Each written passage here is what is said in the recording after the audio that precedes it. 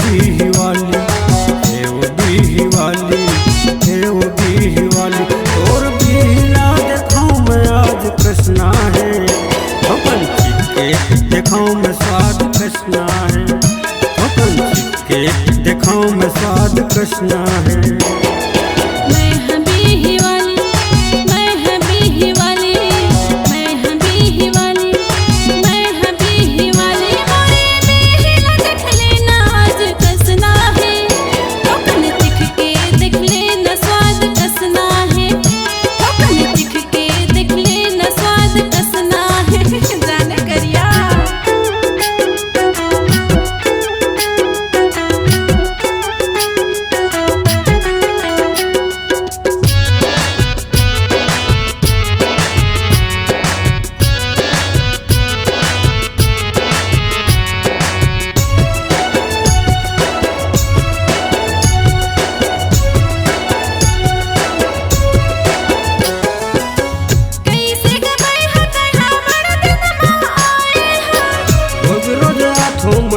आज तैं ढकाए हस, रोज रोज हाथों में आज तैं ढकाए हस।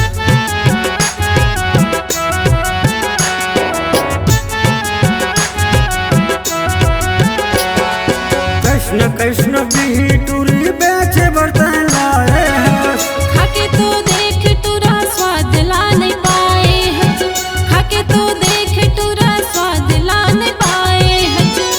और बीही के रंग दिखाऊं मैं आज कसना है, पंछी के दिखाऊं मैं स्वाद कसना है, पंछी के दिखाऊं मैं स्वाद कसना है।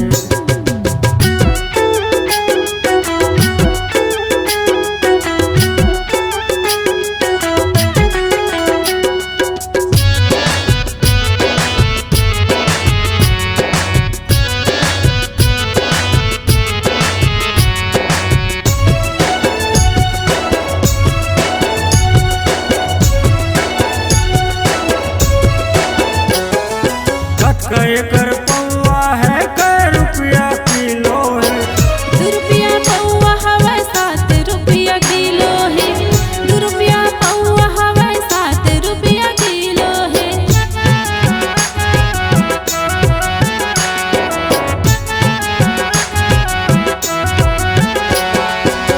खाले ना टोरा मोरे बेही बड़ मताना है, खाबज करूँ मैं हाँ मन मोरो मतौना है, खाबज करूँ मैं हाँ मन मोरो मतौना है।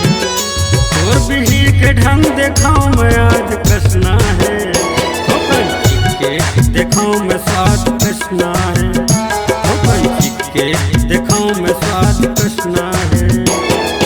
मैं हूँ बीही वाली, मैं हूँ बीही वाली, मैं हूँ बीही वाली, मैं हूँ बीही वाली। मोरे बीही ना देख लेना आज कसना है, ठोकन चिख के देख लेना स्वाद कसना है, ठोकन चिख के देख लेना स्वाद कसना है, पंछी के देखाऊं मैं स्वाद कसना है, ठोकन चिख के देख लेना स्वाद कसना है।